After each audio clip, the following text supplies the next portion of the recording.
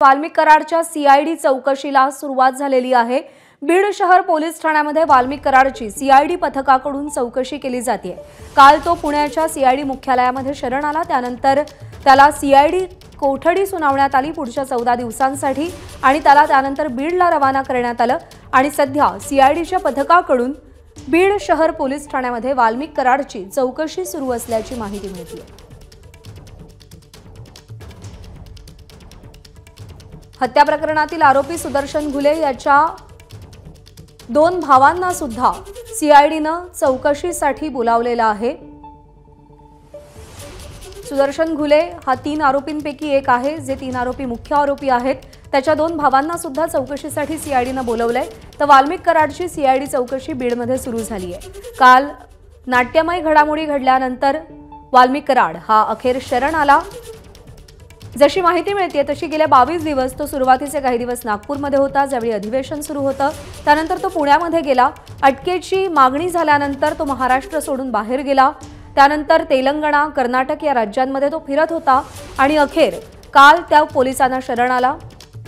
त्यानंतर त्याला सीआयडी कोठडी सुनावण्यात आलेली आहे 14 दिवसांची आणि आज त्याच्या चौकशीला सुरुवात झाली आहे। बीड शहर पोलीस ठाण्यामध्ये वाल्मिक कराडची चौकशी केली जाते। जो सुदर्शन घुले मुख्य आरोपी आहे या हत्या प्रकरणातला 3 आरोपींपैकी एक आरोपी आहे, त्याच्या 2 भावांना सुद्धा चौकशीसाठी बोलावण्यात आलंय। गेल्या काही दिवसांपासून सातत्याने सीआयडीकडून पोलिसांकडून वेगवेगळ्या लोकांची चौकशी केली जाते, तपास सुरू आहे। अर्थात वाल्मिक कराड जरी शरण आलेला असला तरी जे 3 मुख्य आरोपी आहेत, जे अजूनही फरार आहेत, ते कधी हाती लागणार हा प्रश्न अनुत्तरित आहे। कृष्णा केंडे आपले प्रतिनिधी सध्या आपल्या सोबत आहेत। कृष्णा, सीआयडी चौकशीची सुरुवात झालेली आहे वाल्मिक कराडच्या, साधारणतः काय काय अनुषंगाने ही चौकशी आता पुढे जाईल? बीड शहर पोलीस ठाण्यामध्ये सीआयडी ही सगळी चौकशी करते, कारण तिथे लॉकअप आहे आणि त्यामुळे तिथेच एका बंद खोलीमध्ये सीआयडीचे अधिकारी कराड्याची चौकशी करत आहेत। रात्री देखील काही काळ चौकशी केल्याची माहिती आहे। या सगळ्या प्रश्नामध्ये 3 गुन्ह्यांचा तपास सीआयडी करते। एक म्हणजे खंडणीचा गुन्हा, दुसरा अॅट्रॉसिटीचा गुन्हा आणि तिसरा सरपंच संतोष देशमुख यांच्या हत्येचा गुन्हा।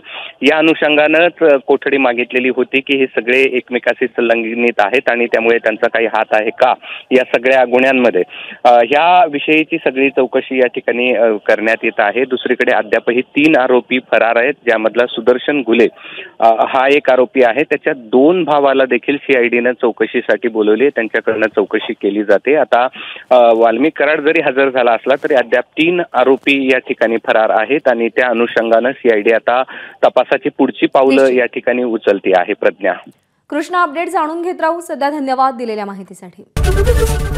एबीपी माझा, उघडा डोळे बघा नीट।